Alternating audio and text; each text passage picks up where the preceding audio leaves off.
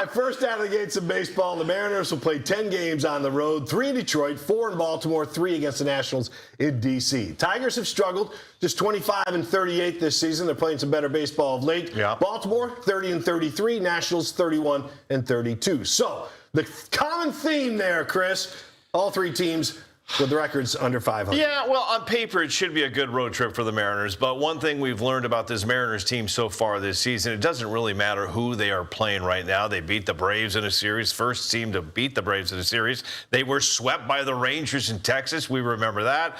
They swept the D-backs and the A's, two good teams. And they've lost 5 of 6 to the Royals. So it doesn't matter who they play. If the Mariners play their game, good pitching, good defense, and keep crushing the ball like they've been doing, they're going to be fine. Now, I did catch up with Dominic Canzone before the Mariners hit the road. I asked him about what he's seen from the team lately.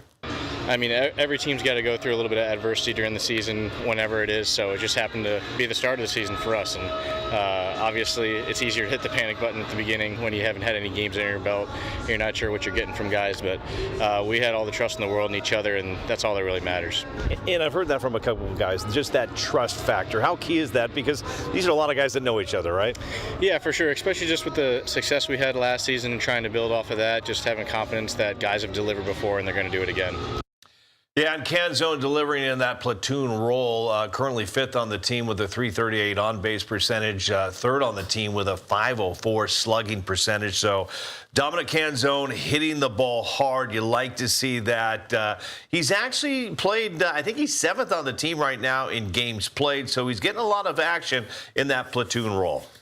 Yeah, you see a guy like Canzone, you see some of these athletes on television, and they're all so big and in great shape. You don't really get a concept of just a feel for how big they really are. And you get a chance to see Canzone up close at T-Mobile Park. And, dude, the guy's got guns. He's a big dude. You can see where all that power comes from. He wasn't that big, I don't think, when we got him in the trade with Arizona. No, he's ripped for sure, Paul.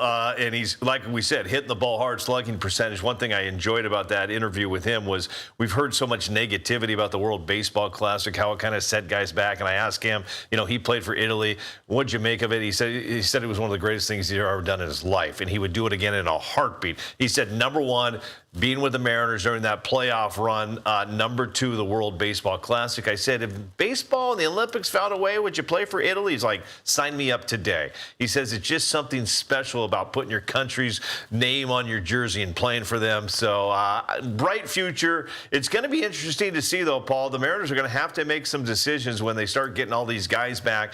Cal Raleigh, Brennan Donovan. I mean, there's only so many guys that can play every day. So, yeah. Luke Raley and Dominic Canzone are showing like we need to be out there because we're hitting the ball hard right now. Yeah, that's a good topic for another day because you got Brendan Donovan who's just itching to get back. He's sitting over there with that spot at third base. He left, and he left as one of the team's top hitters. And then you got Colt Emerson jumping in over there at third. So it's kind of like, what do you do when you have a veteran like Donovan coming in? Are you going to displace Emerson? I don't know. So a topic for another day. But you talk about the slugging percentage, number 1 on the team. It is Colt Emerson, 20 years old. He has a .549 slugging percentage, and he's also been playing some great defense at third base. We've seen that. You take a look at some of his stats, Chris. It's hard to believe he is a 20-year-old rookie who's played in just 16 games. Absolutely amazing. 16 games, 3 home runs, 8 RBI. We could go back when the Mariners talked about bringing him up. There was some concern. Is it too soon? Is he ready? What are we seeing from him in Tacoma?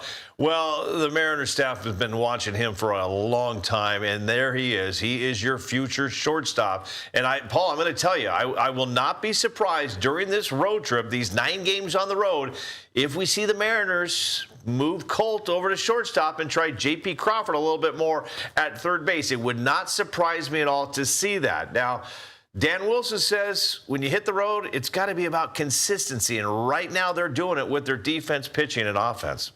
The defense has been so solid, and that it kind of starts and ends there. The pitching has been really strong, both starters and the bullpen, and then the offense. It's been so consistent. I think all 3 of those areas have been very consistent, and that's what we will continue to do as we get started again on Friday, and that's what we have done. That's who we are as a team, and we saw how consistent it can be, and that's what we'll continue to look to. Yeah, they've won 8 of their last 9 games, starting to play like the team, Paul, we thought they would be when we were talking about them back at spring training. This is the Mariners team everybody thought we'd see, and they're doing it right now with their leader on the side, the big dumper, Cal Raleigh. He's going to make his first rehab appearance on Sunday in Everett, and then on Tuesday, you can check him out down in Tacoma playing for the Rainiers. So if everything goes well there, we could see Cal Raleigh back on the team maybe in 7 to 8 days. So. Yeah, it's always a great chance when these guys do their rehab assignments in Everett and Tacoma, wherever they might want to be.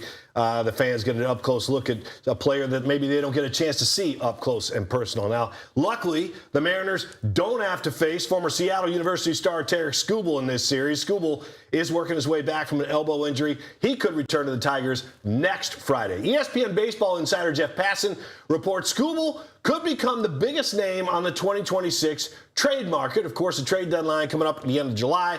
Passan says Skubal is a fit for a Mariners trade with the Tigers. He says the M's objective this season is simple: get to the World Series for the first time in their 50-year history. And a way to do that is to make their biggest strength even stronger. I don't know, man. Jeff Passan knows a lot more about baseball than me, but it's tough to see the Mariners making a deal for Skubal, especially if it involves top prospects Cade Anderson and Ryan Sloan. You'd be essentially renting Skubal for a few months before he becomes an unrestricted free agent.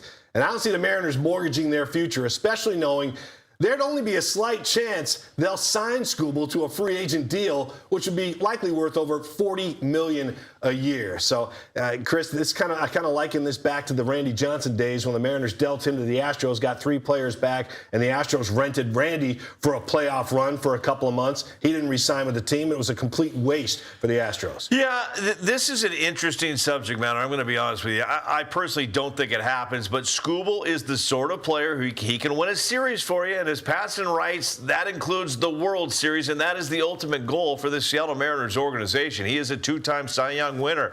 But how will he respond after this surgery? We don't know. What's the cost? Yes, you do not want to lose a Sloan and an Anderson, but Paul, you're going to have to give one of them up, and you're also going to have to give up one of your starters from this team as well. So many questions, and yes, the ultimate goal is to go win a World Series. Mariners realize they're more than likely going to have to get through the Yankees to get to the Dodgers if you're putting things out on paper and you're dreaming big. And a Skubal helps you do that.